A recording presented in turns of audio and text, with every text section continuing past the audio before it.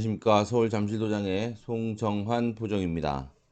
오늘은 증산도 근본진리 신관수행관 두 번째 공부 시간입니다. 오늘 살펴볼 내용은 자손을 구원의 길로 인도하는 조상신, 조상님 제사 왜 잘 모셔야 하는가, 제사 알고 지냅시다, 그리고 천도식의 의미입니다.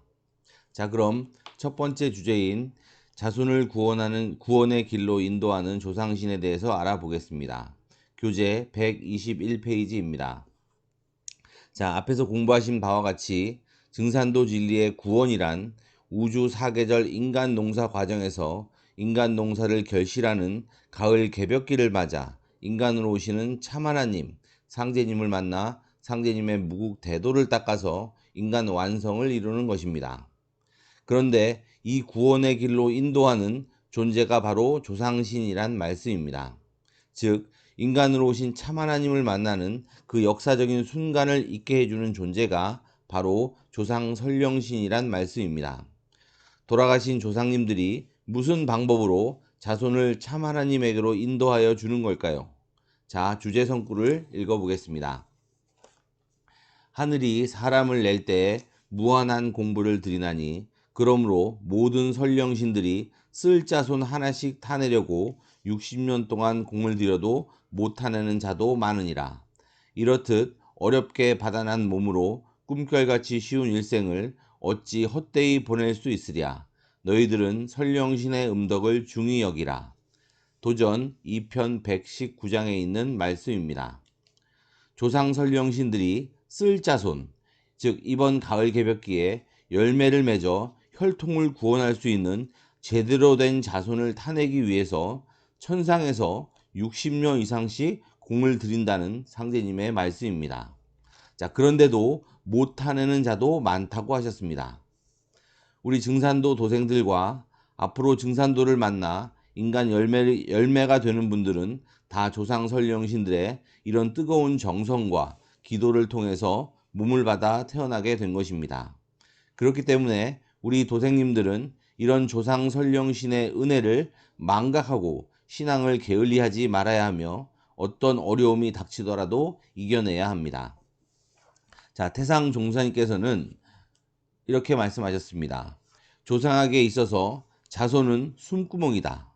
500년, 1000년 묵은 고목나무도 새순 하나가 생명 구멍이 되어야 살 수 있는 이치와 같이 이번 개벽기에는 자손 하나라도 살아야 수천 년 대대로 계계승승해서 내려온 조상들이 다 살 수 있다. 지금은 그렇게 대대로 내려온 신명들도 살고 또 후천 5만 년 새 세상에 자기 유전 인자가 뿌리 내리도록 자손도 살려야 하는 때이기 때문에 신명계에 초비상이 걸렸다라고 말씀하셨습니다. 다음 주제 성구를 읽어보도록 하겠습니다. 만성설령신들이 나에게 봉공하여 덕을 쌓음으로써 자손을 타내리고 살 길을 얻게 되나니 너희에게는 설령신이 하나님이니라. 이제 모든 설령신들이 발동하여 그 선자선손을 척신의 손에서 건져내어 새 운수의 길로 인도하려고 분주히 서두르느니라 라고 하셨습니다. 자, 실로 놀라운 말씀입니다. 개벽하는 때에 설령신의 덕으로 몸을 받아 태어나 참 하나님을 만나 열매 맺을 수 있는 길을 얻을 수 있었기에 조상님이 하나님이란 말씀입니다. 우주에는 참 하나님이 계시지만 각자 개인에게는 조상 설령신이 참 하나님보다 우선되는 첫 번째 하나님이란 말씀입니다. 내가 상제님 진리를 만날 수 있었던 것도 내가 똑똑해서도 아니고 운이 좋아서도 아니고 친구를 잘 둬서도 아니고 오직 조상님들의 음덕과 보살핌으로 인해 진리를 만난 것입니다.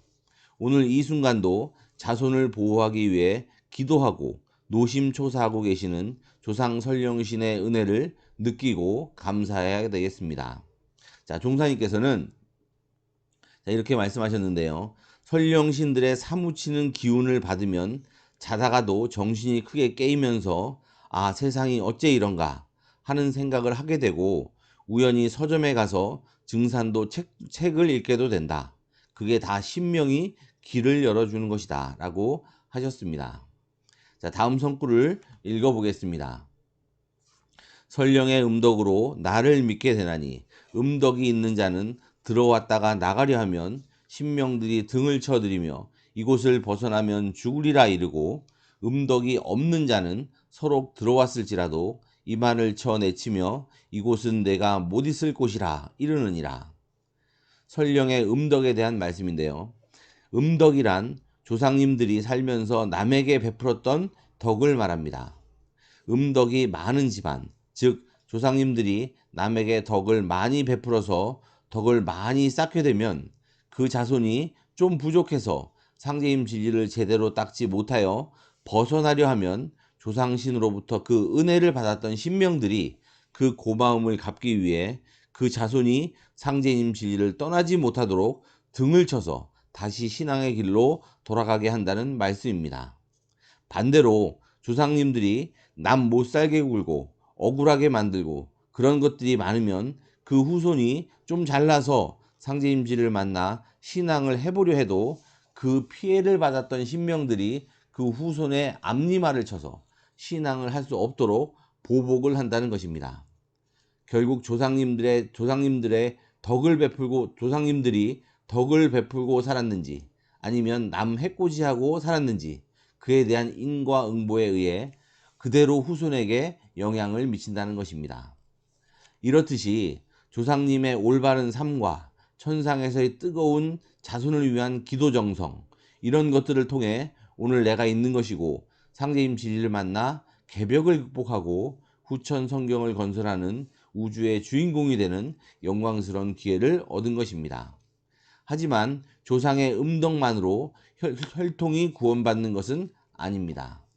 자, 이제 그렇게 소중한 생명을 받은 자손이 일심정성으로 상제님 도를 닦아 천지에 큰 공덕을 쌓아 인간 완성을 이루게 되면 비로소 그 혈통이 5만 년 가을우주 후천성경의 주인공으로 거듭나게 되는 것입니다. 이렇듯 나와 조상 설령신은 생사를 함께하는 운명 공동체입니다. 항상 나를 위해 기도하고 응원하고 계시는 조상님께 보은하는 신앙을 해야겠습니다.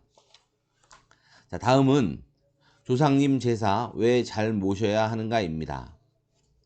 요즘은 서양 문화와 서양 종교가 활기를 치다 보니 조상님께 올리는 제사를 미신으로 취급하거나 불필요한 우상 숭배로 여기는 경우가 많습니다.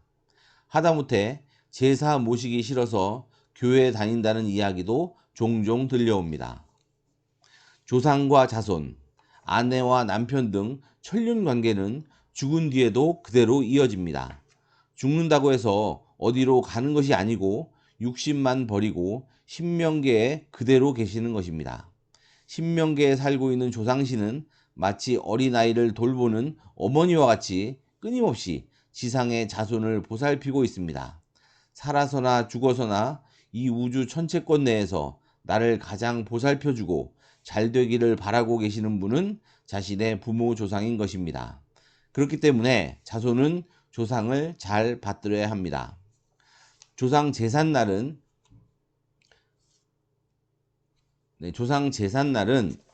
그 지상의 삶을 정리하고 천상 신명계에 태어나신 날을 기념하는 신명계의 생일날입니다. 제사를 모시는 것은 신명을 대접하는 가장 기본이 되는 예의며 후손된 도리인 것입니다. 자, 주제성구를 읽어보겠습니다.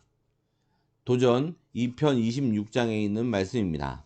조상은 아니 위하고 나를 위한다 함은 부당하나니 조상의 제사를 극진히 받들라. 사람이 조상에게서 몸을 받은 은혜로 조상 제사를 지내는 것은 천지의 덕에 합하느니라 라고 하셨습니다. 상제님께서는 조상을 모시지 않고 하나님을 섬기는 행위에 대해서 잘못된 것이라고 경계의 말씀을 하셨습니다. 그리고 조상에게서 몸을 받은 사실은 그 누구도 부정할 수 없는 사실입니다. 자, 태상 종무사님께서는 이렇게 말씀하셨습니다. 이 세상에서 가장 존귀한 게 뭐냐 하면 나 자신이다. 그러면 가장 존귀한 내 몸뚱이를 낳아준 사람이 누구인가? 나의 근본이 무엇인가? 바로 내 조상이다. 그러니까 조상은 하나님보다 더 높은 존재다. 따라서 사람은 제 조상을 잘 받들어야 한다. 이것을 상제님께서는 제사를 지내는 것이 천지의 덕에 합한다고 하신 것입니다. 자, 또 중요한 선구 말씀이 있는데요. 2편 78장에 있는 말씀입니다. 설령신이 짱짱해야 나를 따르게 되나니 설령신을 잘 모시고 잘 대접하라. 설령신이 약하면 척신을 벗어나지 못하여 돌을 닦지 못하느니라 라고 하셨습니다. 설령신을 잘 모시고 잘 대접해야 한다는 말씀은 조상님들 제사도 잘 모셔드리고 잘 받들어 드려야 조상님들의 영적인 힘이 짱짱해져서 자손들을 방해하는 척신들을 물리쳐 줄 수 있다는 말씀입니다. 또 상제님께서는 신명 대접을 잘하라. 앞으로 신명을 박대하면 살아남기 어려우리라 라고도 하셨습니다. 자, 이런 말이 있습니다. 입에 기근이면 이달 기지라. 뿌리에 물을 주어야 줄기와 가지가 잘 자란다는 말씀입니다. 조상님은 뿌리와 같습니다. 나무도 뿌리에 물을 주고 영양을 공급해야 그 나무가 잘 자라는 것과 같은 이치로 인간도 조상님을 잘 모시고 대접해야 그 후손이 잘 된다는 말입니다. 조상의 존재를 부정하고 조상을 받들지 않으면 그것은 뿌리를 박대하고 뿌리를 스스로 자르는 행위와 같기 때문에 자신의 생명을 스스로 망치는 행위인 것입니다. 자, 그리고 제사를 지내면 조상신들이 진짜 오나요? 제수 음식을 차리면 진짜 그것을 드시나요? 라고 묻는 사람들이 많습니다. 신명은 인간들과 늘 함께하고 있습니다. 육신이 없어서 눈에 보이지 않을 뿐입니다. 항상 조상님께 감사하는 마음을 가지고 기도하고 수행하면 조상님을 뵐 수 있는 체험을 하게 됩니다. 그리고 제수 음식은 사람처럼 드시는 것은 아니지만 그 정성과 기운을 취하게 됩니다. 그것을 일러 흠향이라고 합니다. 자, 그리고 과거 실험에서 제사를 지내고 나면 제수 음식의 칼로리가 줄어드는 것이 측정된 경우도 있었습니다. 자, 다음은 제사 알고 지내고 지냅시다입니다. 제사에 대한 여러 가지 기본적인 용어들과 도전에 나오는 상제님 태모님 말씀들을 살펴보도록 하겠습니다. 자, 먼저 제사의 종류에는 기제사, 시제, 묘제, 차례가 있습니다. 기제란 고인이 돌아가신 날에 올리는 일반적인 제사입니다. 보통 4대조까지 지내고 있습니다. 자, 시제는 5대조 이상의 조상님들을 일정한 날을 정해서 한꺼번에 제사 지내는 것입니다. 그리고 묘제는 실제 산소에 가서 지내는 제사를 말하는 것입니다. 그리고 차례는 명절이나 한식 등에 지내는 제사를 말합니다. 보통 명절에는 가정에서 차례를 지내고 한식에는 묘제 형식으로 지내는 경우가 많습니다. 다음은 제수장만에 대해서 알아보도록 하겠습니다. 제수는 정성껏 정갈하고 맛있게 준비하는 것이 가장 중요합니다. 도전 8편 17장에 보면 어느 집안에 새로 들어온 며느리가 서방과 함께 목욕 재개를 한 후 나락 한 대를 가져다가 무릎을 꿇고 손톱으로 일일이 다 까서 절구통에 7번을 찧은 후에 매를 지어서 정화수 한 그릇과 함께 제사상을 차리는 이야기가 나옵니다. 여기서 정화수란 정갈함을 의미하고 손톱으로 나락을 깠다는 것은 정성을 의미합니다. 자, 이렇게 제사를 정성껏 모시면서 집안이 잘 되었다는 이야기입니다. 또 11편 132장을 보시면 태모님께서는 제수를 준비할 때 침 들어간다 하시며 입을 천으로 가리고 말도 함부로 못하게 하시는 내용이 있습니다. 이렇듯 제수는 정갈하게 정성껏 장만하는 것이 중요합니다. 다음은 올바른 진설법입니다. 제사상에 제수를 올리는 것을 진설이라고 합니다. 상제님께서는 세상에 전하여온 갖가지 예식을 두루 살피시고 크게 꺼려하시며 말씀하시기를 이는 묵은 하늘이 그르게 꾸민 것이니 장차 진법이 나오리라고 하셨습니다. 또 제례 진설법을 보시고 말씀하시기를 이 또한 묵은 하늘이 그릇 정한 것이니 찬수는 깨끗하고 맛있는 것이 좋은 것이요 그 놓여있는 위치로 인하여 귀중하게 되는 것은 아니니라 라고 하셨습니다. 자, 유교식 묵은 제례 관습을 보면 홍동백서라든지 어동육서, 조율이시 등 진설법에 대한 진설법 등이 있고 이런 것들로 인하여 제사의 본래 의미는 퇴색되고 오히려 혼란이 야기되고 다툼이 벌어지는 경우도 왕왕 있습니다. 하지만 상제님께서는 이런 것들을 모두 묵은 하늘이 지은 잘못된 관습이라고 하셨습니다. 제수는 놓여진 위치보다는 정갈하고 맛있는 것이 중요하다는 말씀입니다. 그리고 제대로 된 모든 예식은 후천이 되면 진법이 다시 나온다고 하셨습니다.